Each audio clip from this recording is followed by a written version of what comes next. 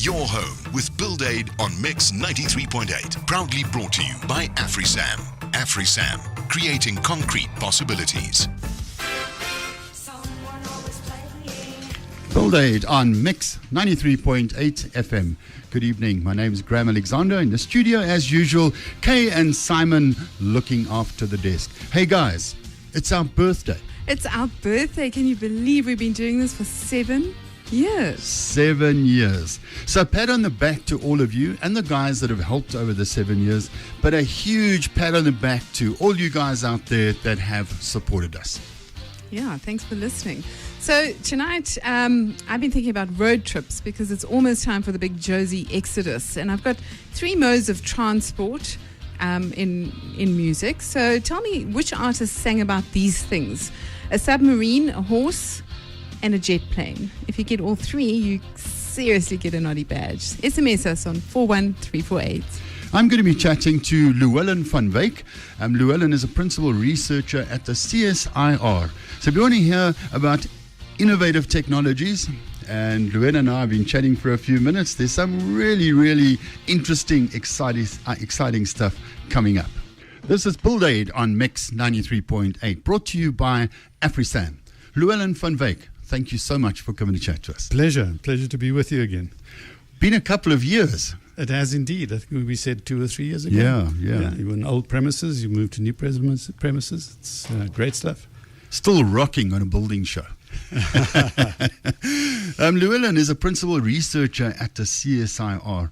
Llewelyn, just give us a bit of an overview of what you do there and what does the C.S.I.R. do when it comes to building innovation. It's a kind of a dreadful question, and I'm never quite sure how to answer it. The second part is the easier one to answer. The C.S.I.R. is into research, scientific and industrial research. The unit I'm in, built environment, is obviously focusing at everything in the built environment. It's really around infrastructure, roads and town planning and urban design. And the area I'm in is building science and technology, which again is quite simple to kind of understand. My role in that space is very varied though. So a major focus is on innovative building technologies, which we'll chat about. But I'm also working on a revision to the Red Book. You might have heard of the Red Book. Was a document done by the C.S.I.R. quite a few years ago. And that's a kind of a guide to human settlement formation and planning and design. That was done many years ago, so there's a revision to that. And I'm also working on a handbook for designing and planning resilient cities in South Africa. So the environmental stuff comes into it quite significantly, and I think the exciting thing is to put those two together. And clearly, to the extent that innovative building technologies are not going to improve sustainability, we're really not interested. So we are looking to resolve those two problems at the same time. We've been very fortunate on the show to interview and chat to people involved in innovation, building cities, and the one that we focus on a lot, obviously, is Joburg. And it's exciting to hear the level of professionalism when it comes to our future and how things are going to work or should work. And the C.S.I.R. has been a center of technology for how long? Must be 50 years. Or? The Act, I think, was passed in 1948. And if my memory serves me right, the first building, in fact, was the NBRI, National Building Research Institute. Yeah. It was built in the early 50s. So we've just celebrated, I think, our 70th anniversary. Innovative technology. Sounds exciting, but it sounds like it could be quite a challenge as well. If you say, okay, we build a home with bricks, so let's find something else. What is innovative technology? It is difficult to define. It started life being known as alternative technology. But in the alternative descriptor were straw bales and Adobe and all those wonderful things, but you're really not going to house 16 million people in 4 or 5 story walk-ups with that sort of technology. Yeah. And it had the slightly hippie kind of thing to it, alternative. It was, in fact, then changed to innovative, because that's really what we're wanting to do. I mean, our work is around science, technology, and innovation. So the best way to describe it is anything but conventional building. Now, that opens it up for all sorts of horrible things, including building with glass bottles and empty cans. But be that as it may, I think to get the message across, don't think brick and mortar. Think something else, and we can talk about what that something else is. Buildaid on Mix. I'm chatting to Llewelyn van Wyk. We're talking building. Llewelyn, you've been involved in a science centre that you've set up in the Eastern Cape. Tell us a bit about it. Yeah, this was an extraordinary, because we're still busy with it, an extraordinary opportunity to literally put all of the stuff we've been speaking about tonight, put it together in a real life building. So there is a policy at DST and basic education level to roll out a science centre to every school district. And in many parts of the country, particularly in the rural areas, there's schools, but they don't necessarily have labs. And it's a bit of a serious challenge when you're trying to get matriculants through science or chemistry and there's no lab facilities.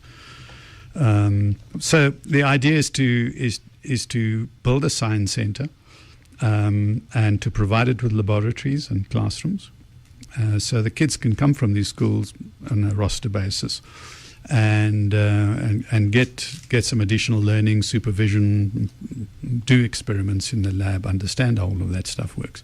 And then attached to it is an exhibit area, a bit like C.S.I.R in Joburg. So it's not a static thing, it's not a museum, it's actually interactive, and the learners can go through and engage with the exhibits and understand it. There's a car cut in half, you can see how an engine works and all that sort of stuff. And it also has a little lecture room facility. So this one we're doing in Koffenwaber down in the Eastern Cape. It's obviously not nearly the size of C.S.I.R, but it has an exhibition space, it has the lecture room and the labs and so on and so forth. The innovation here was to say, typically these buildings are conventional buildings. It's just the shell and you stick the innovation into it. And in our engagement, we said, why don't we make the building part of the exhibit? So the building itself tells a science story. And we've done that in a number of ways. So the building itself is not conventional construction. We're using an innovative building technology, 2 different systems, a light steel frame, a system for part of it, and a system called Amazon, which is a high-strength cement skin on a polystyrene core. What this has done, because the soil conditions are not very good, so we don't want to load it up too much, we're able to cast a raft slab and erect this structure, the double-story structure, on the raft slab because it's lightweight. So we're saving a fortune in excavations and reinforcement and concrete footings and stub walls and backfilling and all of that stuff by doing a platform. The quantity surveyor did an estimate for me on building it conventionally would have taken 18 months. From the moment that we have the raft slab cast to lock up the door, 6 weeks. So there's innovation as well, in time. Time is money. Yeah, absolutely. Right? Okay. So the idea is the learner will arrive, and instead of just walking into a building and then engaging, from outside they look at this thing. It's electricity off grid. We've got PVs and low scale, building scale wind turbines. So what are those things? Well, that's actually powering the building. We don't have a connection. You walk up to the front door, you see a constructed reed bed. What is this doing? What are those tanks doing? And so in 5 minutes, your learner starts to understand earth sciences, life sciences, environmental issues right there. The lecture room we hope to turn into a planetarium in support of the Square Kilometre Array, which is an international project. And so learners in this rural Eastern Cape can actually go and understand what the heaven's all about. And that's part of, a bigger science. So this building we are targeting to be off-grid waterways, off-grid sewage, sanitation, and off-grid electricity, and using this new building technologies, which should mean, if I get it right, that there should be no heating or cooling load required in the building. I suspect there will be winter months when we will need heating. I'm doing solar water heaters on the roof, coming down to a radiator. So when the kids arrive in the morning, the classroom will have some of that cold taken off. And we're using solar chimneys to take the heat out in summer. So this building literally should sit there, do its own thing all by itself. Llewelyn, when that building's done, you need to come back and chat to us again. We also need to look at it on some kind of a website. Is there something at the moment, or should we wait until it's finished? Wait until it's finished. Okay. And there's a question, who wrote that song all by myself?